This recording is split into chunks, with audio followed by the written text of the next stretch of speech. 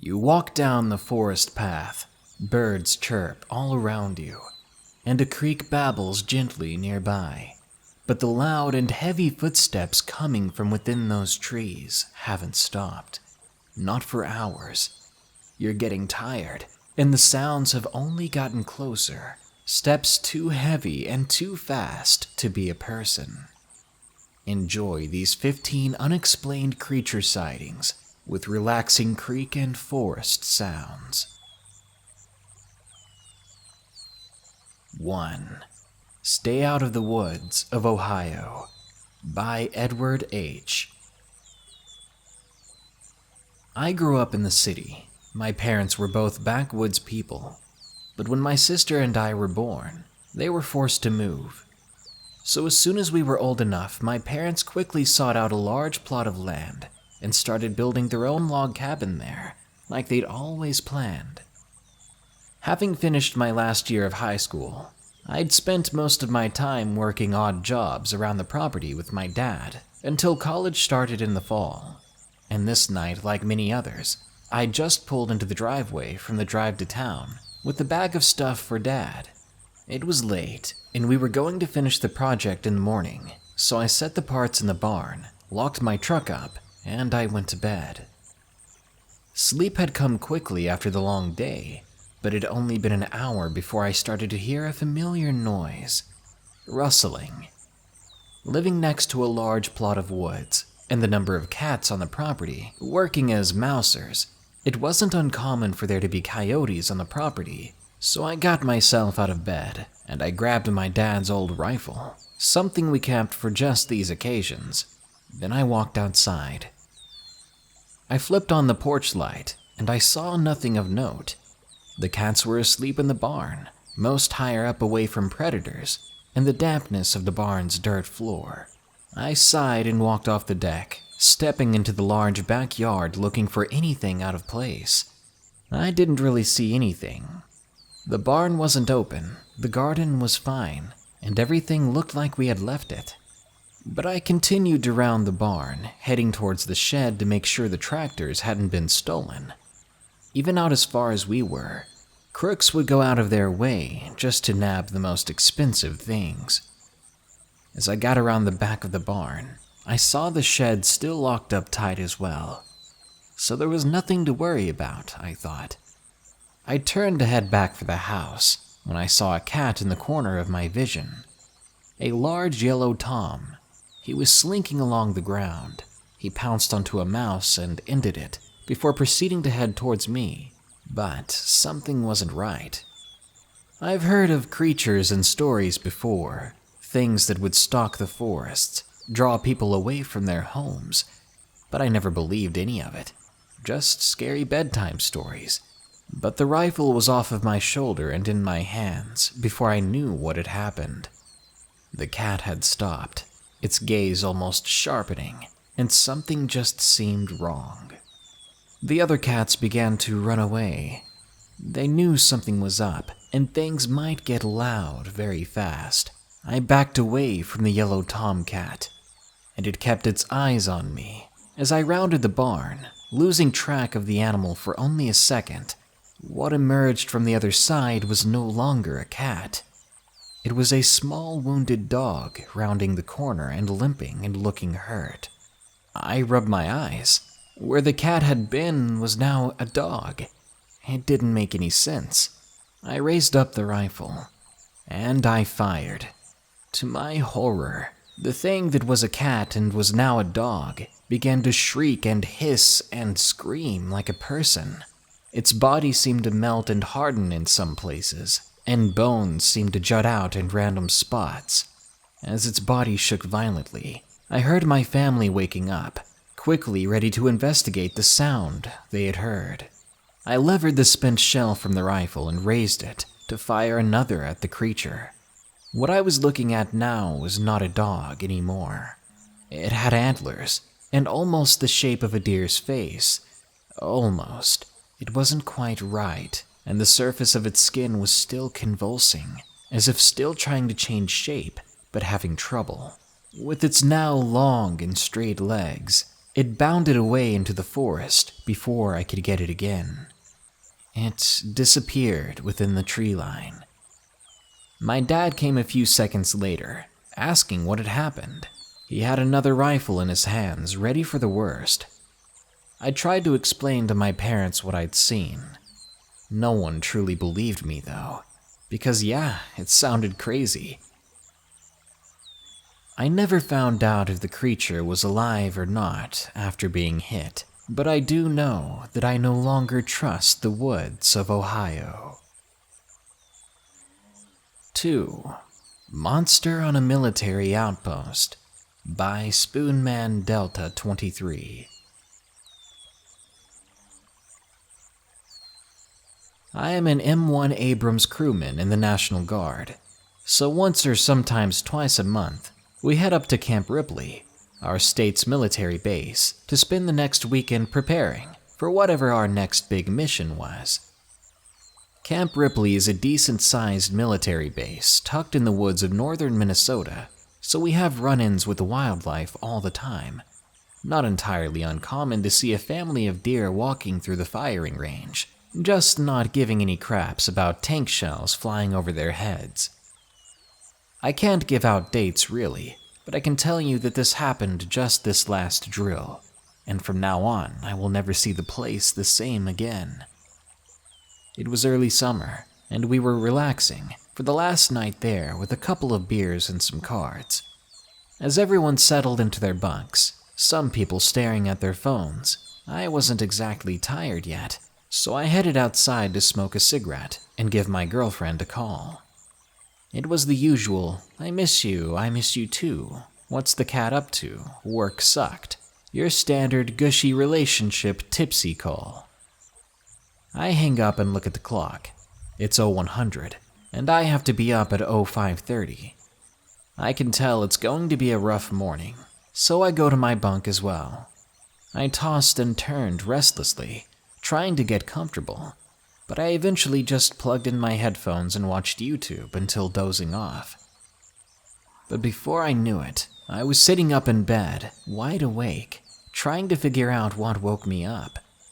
At first I thought it was a very bad and weird dream, or because it was boiling inside. But eventually it hits me in the gut, literally. I had drank too much, and it was time to go to the bathroom. There was no latrine in the bay, so I had to go outside to the shower hall, where there was a single trough to use. I quickly grabbed my sandals before heading out. I was about 3 steps out the door when my stumbling mind realized something was up. It's the middle of June, and there were mosquitoes biting me the entire time I talked to my girlfriend, but no more. The sky is empty, no stars, no moon, no wind. It was oddly quiet and still. I checked my phone. 0340, still the middle of the night. Then the pain shot back into my body, so I started making my way toward the latrine, though now I was much more alert. The shower hall kind of looks like one of those old churches, like you have the main hall, then kind of an entryway that isn't as wide. This creates a little 90-degree angle between the two. As I made it to the door, I saw something stand out in my peripheral vision. I immediately opened the door and got inside as fast and as quietly as I could. In the half-second that I saw it, I could register that it had 4 limbs and a slender body, spanning maybe 7 feet, and it looked like it was laying somewhat spread-eagle on the grass, trying to hide itself in it, despite being so large. I wasn't sure what it was, but I knew there was only one way in and out, the front door. So now I was trapped, with who knows what was out there, ready to pounce on me at any moment. I thought to myself maybe I'll be lucky, and this one is just sleeping, whatever it is. So I wait there, hiding behind the door to the men's area, watching the front windows to see if anything appears or moves. After a minute of waiting, my bladder was having none of it. So I rushed to the trough, not even caring to start the water to wash it away. Now it's time to think, but there really isn't a choice other than to try and sneak past it again, hoping for the best. So drunk me has a smart idea. Let's take off my flip-flops so it can't hear you. But upon execution, everything goes wrong. I'm still drunk, so when I reach down to take off my sandals, I stumble into the wall and right into the button to turn on the lights and the fans. The noise cuts through the night, silence, like a bullet through paper. I frantically turn to push the button again to shut it off, but the noise has been made. Whatever was out there, I was sure it was awake now, and all I could do was outrun it, or try to. But then another idea pops into my head. Maybe it's training, or maybe it's still me being out of my mind. But I hit the button again and blast through the doors to try and surprise it. As the fans whir up, I take off the sandals so I can run faster, and I charge out. I've barely enough time to check over my shoulder to see if I was freaking out over nothing, but there definitely was something there. And now I saw it, leaning against the brick wall. I didn't need any more time. I bolted, running faster than I ever had before. I've never had that much adrenaline like this. The thought that I may not live through this drove me to make the 200 or so feet go by in what felt like seconds. I whipped the bay door open, yet still had the drunk composure to quietly shut it. The last thing I wanted was to wake up the others to have them go outside to look. Or worse, make me out to be an idiot. Sitting back in my bunk, I thought about the whole thing. The silence, the bugs, how I didn't see it until the end, even though I was on high alert. It all seemed unreal. Somehow, I was able to get some sleep that night. The next morning, I didn't get a chance to check until after breakfast, and at that point, I walked back to the spot and froze. It was clear, even from my bay door, that there was nothing in those spots. No signs of power boxes or gray pipes or anything that looked like it could have been lying in the grass or up against the building. Just mowed grass and bricks. Now I'm safe at home, but I'm still thinking about the ones who volunteered to stay behind and help out the other companies. I wonder how bad things could possibly get now, knowing that those men are never alone. I wonder if anyone had ever gone missing there. Someone like me, who simply needed to use the bathroom in the middle of the night. 3. A Zombie Night by Art X Punk. Here goes.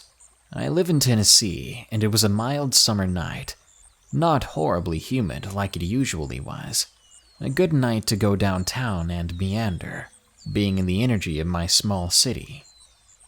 I'm always paranoid to go alone there, because there are strange things and creepy people out in the world. I was aware of that then, and after this, even more so.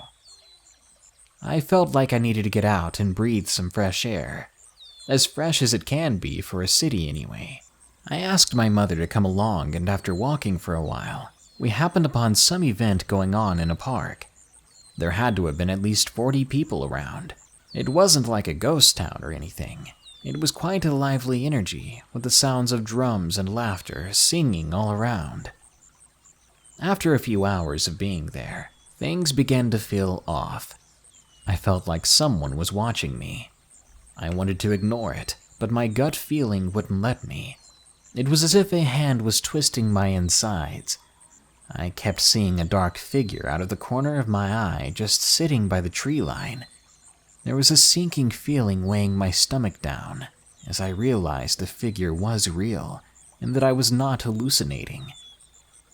My brain struggled to reason that maybe it was someone who was homeless waiting for the right time to ask for spare change, but my gut wouldn't let it go. Not long after, I saw a young girl, but something was wrong. Her skin was extremely pale, she had dark hair, and I didn't see her parents anywhere. She was alone, and she was wandering off by the trees. I watched as she curiously moved towards the dark figure waiting in the corner of the shadows. Hurrying, I found my mother and began to explain what I saw. She followed a few feet away as we watched the figure haltingly reach out his hand to the girl. She touched his fingertips as he walked forward into the light. Terror doesn't quite cover what I felt when I saw him, but it will have to do. Have you ever seen something go down that you've never seen in real life, and your brain can't quite process it? That's what happened to me. The man was unnatural entirely. He simply wasn't human. From this distance, I could smell rotting flesh. He was moaning, not talking, mouth opening and closing like some stupid fish rooted to the spot. I couldn't move as I watched it. The creature's half-skinless, bony face began to approach the girl. Just in a nick of time, a man came around the corner and grabbed the girl away. The decaying thing stumbled there for a moment in confusion, and then it stumbled back into the dark.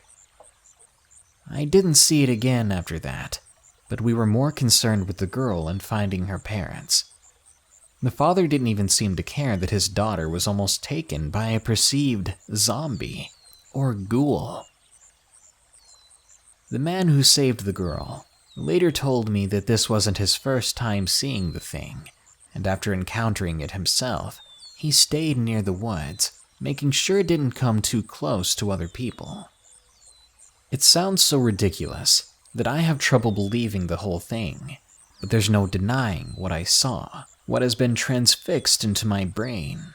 Something inhuman, or no longer human, is lurking in those woods. 4. The Creature in My Garden by Peter K. I was about 14 years old, living in Scotland, in a remote area not fully rural, but not completely urban either. There was a large forest right next to my house. I was in my home, and I had recently let my 2 dogs out as I would usually. One thing I noticed over the past few nights is the dogs had seemed quite uneasy, but staying across from a forest, it wasn't uncommon for foxes and rabbits and other wildlife to get into my back garden, so I didn't think much of it. That night, I let the dogs out again. Around the time I sat down to eat dinner, I heard the dogs scratching to get in. But this time, they were whimpering and absolutely frantic as opposed to being slightly uneasy. I decided to find out what was happening. It was a summer night, so it wasn't too dark yet, but not too bright. My dogs ran into the house when I opened the door, and I immediately noticed movement at the top of my garden. I looked over, and what I saw still gives me anxiety thinking about it. The eyes were what I saw first. They were feminine, but much, much bigger than a standard house cat. I saw the body of it as well, and it was massive, much bigger than a German Shepherd. The thing was pitch black, and it was staring me down. I was rooted to the spot, as cliché as it sounds. I was too scared to move, but after a few moments of fear pumping through my veins, I was able to unstick myself and run into the house at full speed, locking the door. I went to get my parents to show them what was in our garden, but when I got back, it was gone. When I tell people about this, I usually get told that it's probably a large dog, but there's no way. Not with those yellow eyes, and jet black nearly invisible against the shadow's body. 5. Not a Normal Spider by Mystic Gear 21. I was around the age of 7, and I wasn't alone when I saw it. I was with my friends Kat, Riley, and my sister Lily. It was years ago, but I still remember much of it. Riley was our next-door neighbor, and Kat lived up the street. We lived in Montana, in a countryside, and we got a lot of spiders around here, mostly barn spiders and those hairy brown spiders. The 4 of us were playing that day, and we went into the house at one point, probably to cool off for a while. My mom was speaking to someone on the phone, and we were heading for the door. When we opened it, we saw something that startled us and nearly made us scream. It was a spider, but it was the size of a small dog, and its legs were extremely long and thin. I immediately got chills as I watched it crawl under the house. It happened so fast, but it was enough for me to have the image scarred into my mind and to have an episode of arachnophobia for the next few months. That's really all I can say, but just think about being bitten by something that big. There's no way you'd live through it. 6. Was It a Wendigo? By Marc. I live in Canada, on the south shore of Montreal, but I like to go hiking in this region called the Laurentides. The forests are beautiful there, and there are tons of trails you can follow. I'm an adventurous person, and I don't follow them very often. One day in late October, we had snow, which is not uncommon here, but still rare enough to make us all a bit surprised. I had the not-so-brilliant idea to go hunting, so I picked up my bow, got my hunting knife and my quiver, and went into the forest. After a few hours, I came to a small clearing that I knew quite well, and I decided to stop to drink a bit of water. Then, from the other side of the clearing, I saw the head of a deer. That's what I thought at first, but I realized just how far it was from the ground. With that in consideration, it would be extremely tall. So I thought maybe I wasn't making out the details correctly, and it had to have been a moose. Silently, I drew an arrow and positioned myself.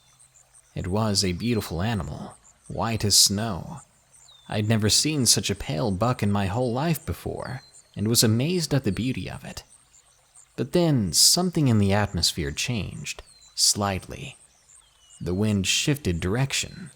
There were no other sounds than that of the leaves, and the moose turned slowly in a deranged way, like its neck was cracking to do so, breaking parts of its body internally just to be able to move.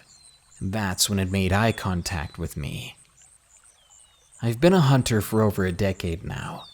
I felt something there that I've only felt a very few times, which was when I came face to face with a bear, and when I was once surprised by a cougar in one expedition outside the province of Quebec. I was overcome with a feeling of dread, shivers rolling down slowly through my spine, cold sweat, a primordial feeling ingrained in our human DNA. That feeling all hunters recognize when you no longer are the hunter, but the prey. I didn't move for what seemed like an eternity, and the thing stood still as well. I started slowly backing off. I knew my bow wouldn't cut it. I knew my bow wasn't going to work if I actually had to fight this thing. Step after step, slowly, I backed off, until suddenly the creature rose onto 2 legs. There were no hoofs on the front legs either, rather what appeared to be human hands, and the thing looked emancipated, like malnourished. That's when I sprinted. I remember running. I'm a good runner and exceptionally agile in the woods, so naturally, something so massive would have difficulties coming after me in this dense forest, but I was mistaken. It gained ground on me fast, so I did what I could. I jumped in a mud puddle and stopped moving. I heard something heavy run past me. I waited there for a very long time, making sure that I was alone before I made a run for my cabin. Despite the aforementioned cougar and bear encounters, this was the first time I thought I was a goner. I had been very confident in myself in those previous encounters, but this was otherworldly, and I thought it was all going to end that day. 7. There's Something in Her Woods, by Devan. To clarify, this did not happen to me. It happened to my girlfriend a year or 2 ago. Nevertheless, this story always freaked me out whenever I was in or near those woods. There's been 2 incidents, so I'll try to make them quick. One night she had friends over, laughing, drinking, and having a good time. They did all their little parties in her dad's garage, which was a few yards away from the house. Beyond that garage was an unkept path that led into the woods behind the house. Across from the garage was an old trampoline that was too ripped up to jump on. Anyway, when it got dark, they decided to head back in. Now, my girlfriend has a big black dog, not sure of the breed, but they definitely knew she was inside at the time. But right before they entered the house, my girlfriend looked at the trampoline, only to see a pair of bright yellow shining eyes looking back. They were nearly cat-like. She called her friends over and they saw it too, and her dog Jasmine was right behind them. When Jasmine let out a bark, the thing took off at inhuman speed, revealing a silhouette that was much larger than any of those girls. The morning after, they found large claw marks on the side of the garage. The second incident was when my girlfriend was taking a walk on the trail through those woods. She has schizophrenia and has hallucinations a lot, but she swears that she knew what she saw was real. About halfway down the trail, through the dense shrubbery, she saw a grayish thing walking on all fours. Its limbs looked twisted, like it wasn't assembled right, and it appeared nearly human. She waited for whatever it was to pass before running back home. We never go out to her woods alone anymore, especially out at night, or without a weapon. She believes that her woods belong to something else, and I do believe her when she says that something strange is living in her forest. 8. Dogman in Kansas, by the Darkness. My dad was a truck driver who worked for Affiliated Foods. He took loads to Kansas and New Mexico and Oklahoma and even parts of Texas. So he's been all over the place and has seen quite a few interesting things. Around 6 months ago, my stepdad had to take a load to Kansas, and I was able to go with him. It happened in Texoma around 1 a.m. It was pitch black outside, and the only thing we could see on that night was what the headlights lit up in front of us. We were having one of our normal conversations, and the next thing we know, there is a dog-like creature running on 2 legs across the road. It was easily 7 feet tall, and it had patches of gray fur on its body. Its ears were pointed, its tail covered in fur. It happened so fast that I didn't realize that I was gripping my seat extremely hard and that there were goosebumps all over me until moments after it happened. My stepdad and I looked at each other, silently wondering what the heck was that, then kept on going down the road, quietly for a ways.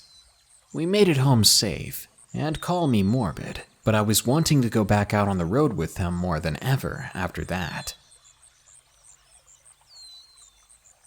9. Train Station Horror, by Damian K. I live in a rural area of Eastern Europe, so I see wildlife every day. But what happened to me and my friend during the last full moon has completely shaken me. We were quite bored, so we agreed to meet that night to take a walk around the area. We went to the village next to ours, about 2 kilometers away. There's an old train station there. It's a place where we like to hang out. The road passed by quickly as we walked, probably because we passed the time talking and joking all the way. After we got there, we spent a few minutes on the station platform and decided to come back because it was getting quite late. As we walked along the tracks, we heard a voice behind us saying, "Hey you, there on the platform." We turned around but didn't see anything. I thought that some kids were following us or making fun of us, but after a while, we heard someone laugh about 20 meters away. I turned around and saw the most terrifying sight in my life. The best way I can describe it is it was a strange-looking creature similar to a dog but with hairy human-looking legs and a head that resembled more of a vulture. It was kneeling beside the tracks. It was staring at us with solid black eyes. After a few seconds, it opened its mouth and said, "Hey you, come here." At this point, we turned around and started to run as fast as we could. We made it to the nearest lighted street and stopped to catch our breaths. The strange creature was no longer behind us. After this experience, we quickly returned home.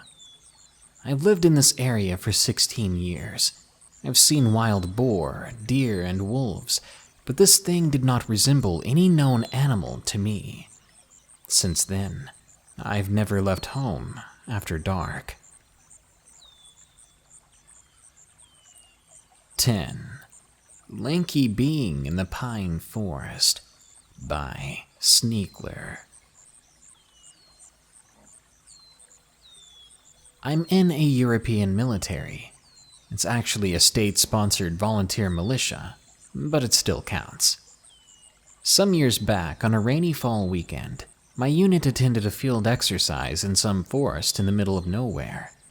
Our regular squad leader was not present, so we got stuck with Mike, a tall, well-built man who had been around the proverbial block many times and has seen more than his fair share of weird stuff prior to signing up for the militia. I won't bore you with all the events that led up to this, but because of certain reasons, Mike had most of the squad stop and dig in at their current position before assembling a small fire team, which included me, to accompany him deeper into the woods to do some reconnaissance. We shed all excess weight for increased agility and moved out. No more than a few hundred meters from our initial position, we came to a small clearing in the forest. For whatever reason, this place was extremely silent and riddled with all kinds of debris, mainly the remains of trees. Suddenly, the silence was broken by unintelligible screaming. We immediately hit the deck, thinking we had attracted enemy attention, but we didn't see any movement. The noises continued, alternating between distorted yelling and the sound of a child crying. After 20 or so seconds, everything went silent again. We thought the coast was clear then. I extended my neck to inspect the surroundings and immediately wished that I hadn't. What I got was a brief glimpse of an abnormally thin humanoid running into a deeper part of the woods in a freakishly stilted manner. I didn't really get a good look at the guy or thing, but it seemed like some kind of nightmarish glitch from a video game. Nobody else saw it, but the strange sounds and overall eerie surroundings were more than enough to convince us to get the heck out of there. "This gives me the effing creeps," said the ever-so-stoic Mike in a hushed whisper. As we returned to our squad, many remarked that we seemed visibly shaken and asked what took so long. Turns out we were gone for close to an hour, despite the strange incident only lasting a few minutes. Mike didn't want to look like a lunatic, so he made up some BS about difficult terrain. The day went on as normal, and nobody brought up the bizarre encounter. I never told anyone about seeing a weird figure, but I did briefly mention the spooky sounds to one of my squad mates, who wasn't present at this specific exercise. He brushed it off as a low-level psyop conducted by the opposing side using a jeep fitted with large loudspeakers. A rational explanation, I suppose, except for one little problem. There was no sign of such a jeep when all participating vehicles were lined up in formation after the event concluded. 11. I'm Not Sure What I Saw by Darcy C. At the time these events took place, I lived far out in the countryside surrounded by farmland and woods in Kentucky. In this area, there's about 34 houses and only 19 are occupied, just to give you an idea of where this took place. My house was maybe a half mile from the cemetery, where I had an experience. When I was younger, about 7 or 8 years old, I went with my stepsister to run an errand, and on the way back, as my teenage sister talked on her phone, we approached the cemetery. I wasn't an overly scared kid, so I didn't pay it much mind and began looking around, until I glanced back to the plot of land. I saw what looked like a huge wolf, but by huge I mean about the size of a miniature horse. I remember clearly that it was definitely taller than most of the headstones. Its fur was white-grayish in color. Its snout was unusually long for a typical canine, and its eyes were like black glass beads.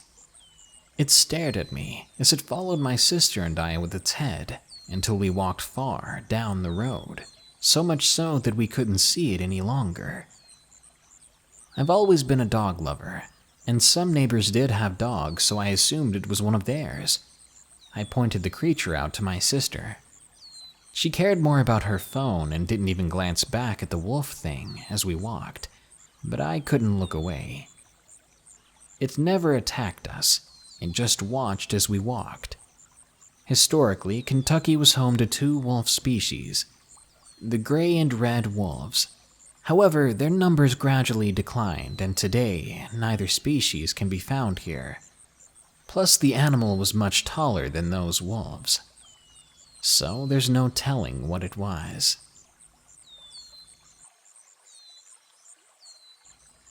12. Creature of the Blue Mountains by Thomas. It was 2012. It happened in a place called the Blue Mountains National Park in Australia, and I remember it as clear as day. My grandparents lived in the upper Blue Mountains in a place called Blackheath, a beautiful place with deep gorges and high cliffs. My father, me, and my mother visited them in around winter 2012. We stayed at their house they lived at, and it was very cold. The national park had a variety of wildlife, ranging from kangaroos to wombats to possums. You could easily get lost in the thick, dense bush. On the last night of our stay at their house, me and my dad went bunyip hunting because of my Australian heritage. Bunyip was a creature which would live in a swamp and was a mythical Dreamtime story by the Aboriginal people, the natives of Australia. Me and my dad didn't take that much with us, as we planned to be back at 7:30 that night. We set off in our deep ocean blue car at 5:30, and the sun began to set. We reached a cliff top where we looked off into the valley at about 6 p.m. There was still a little bit of daylight left, and the oily pink sky flowed above us. My dad and I sat there as we talked about life and other things. We looked off in the distance, and the valley was quiet, and the high cliff tops were becoming blue. That was when we heard a loud crack through the bush. My dad stood up, and I followed. Another crack whipped through the air, and my dad and I shared looks of being confused, terrified, and curious at the same time. All of a sudden, more crashing began in the bush, and then we saw the branches move. I wasted no time and began to run until I was back at the car. My dad was behind me, and we sped as fast as our legs could carry us. We then switched it on and drove off down the pitch-dark roads and off to my grandparents' house. When we got back, we were out of breath, and we told everyone what had happened when we rested for a moment.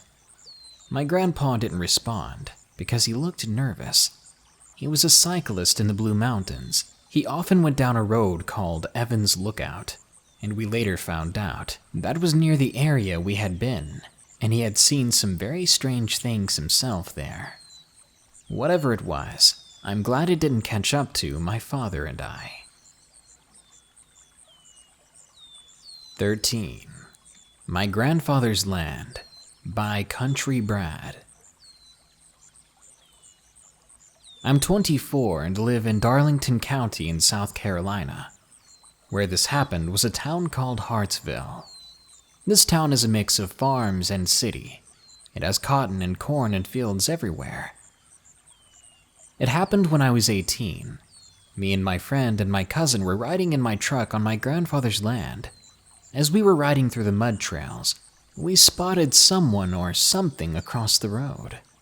You might call me a fool for this, but I stopped and got out of the truck to see what it was. As I started to look around, my cousin asked me, "Where are you going?" I replied, "I think I saw a poacher. I'm going to go to the deer stand. I'll be back soon." As I made my way to the deer stand, I saw something kneeling right in front of it. As I slowly snuck towards it, I announced myself with, "Hey, you're trespassing on my grandfather's land. You better leave before we call the cops, or we'll shoot." As the person turned to face me, part of me inside seemed to shatter. It was not a person. The animal was 7 feet tall with white, pale skin and eyes that were orange. Its teeth and nails were sharp and long. I saw red dripping from its head, and the worst part was the way its mouth had moved. It looked like it was smiling, though I'm sure it actually wasn't. As it slowly took one step towards me, I ran as fast as my legs could carry me, but I heard those footsteps behind me all the way. As I made it within 50 feet to the truck, my cousin and friend were freaking out because they saw it behind me. As soon as I made it within reaching distance of the truck, the thing had hopped in the brush, and when I turned around, it was no longer there. I jumped inside anyway, telling my friends to get in, and then we sped off. Back home, my grandfather told us, "Why were you all speeding like that?" And we answered him, "We were just having fun." He chewed us out about driving like fools, and then went to bed. The three of us went to my room and played video games, trying to get our mind off of that thing.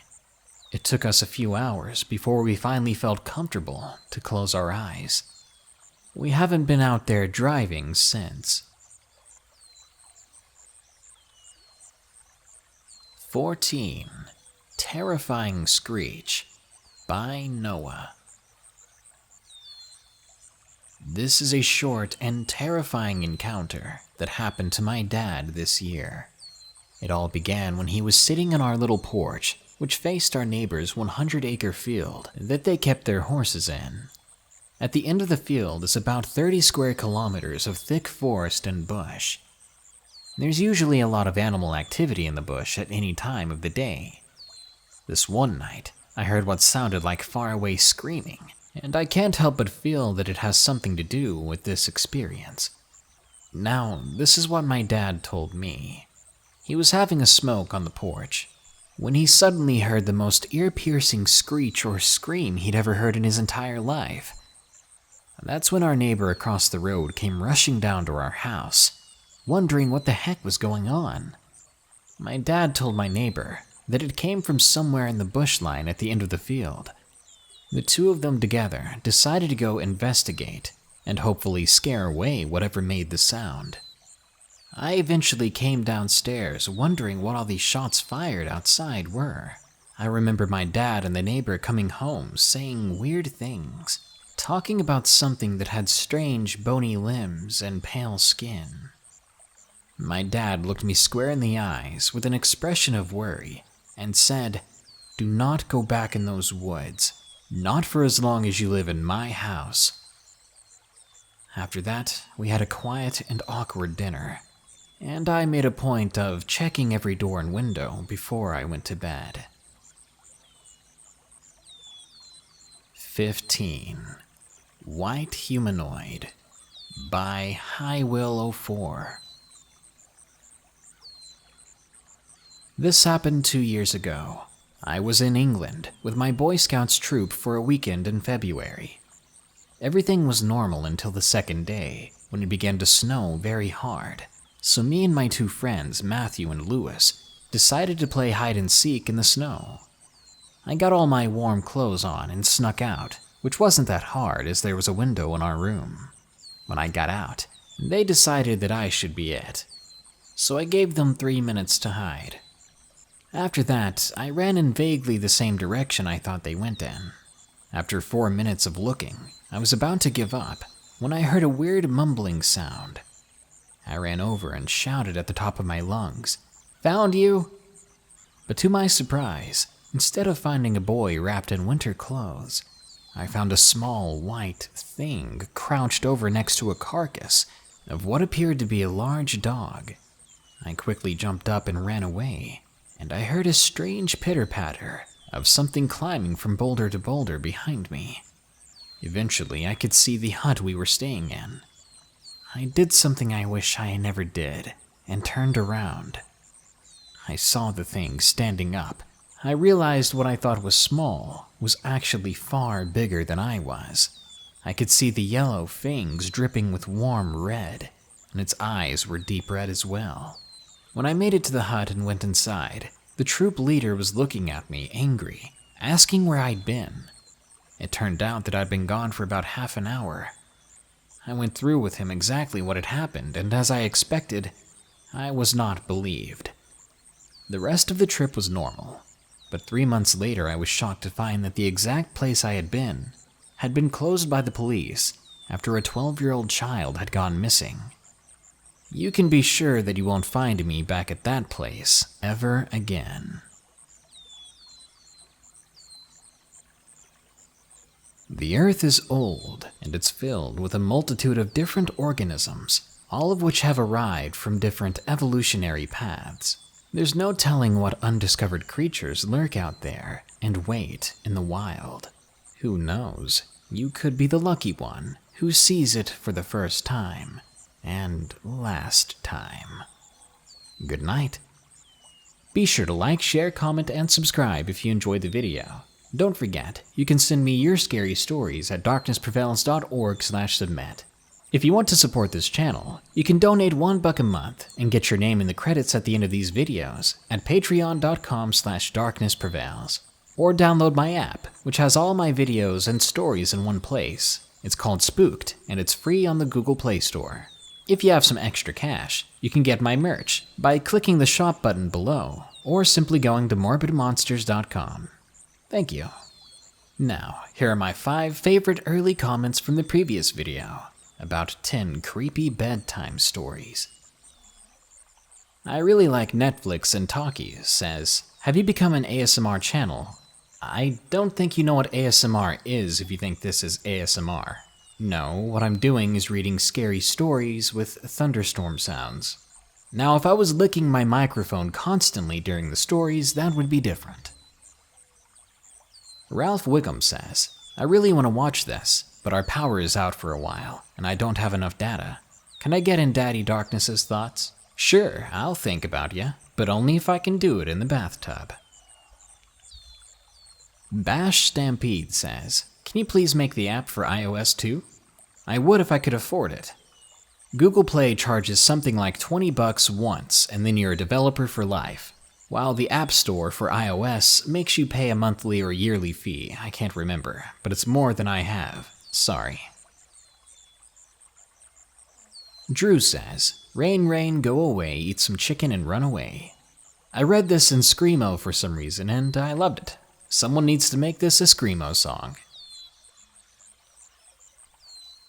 Giulio Cantu says, I'm gonna watch this tonight, as he points at the 5-year-old schoolgirl. Just kidding. Anyways, guys, thanks so much for watching. More scary stories are coming soon, so stay tuned. Here are the credits to my patrons who continue to donate and support my channel. Thank you all. Until next time, stay safe out there, and stay creepy.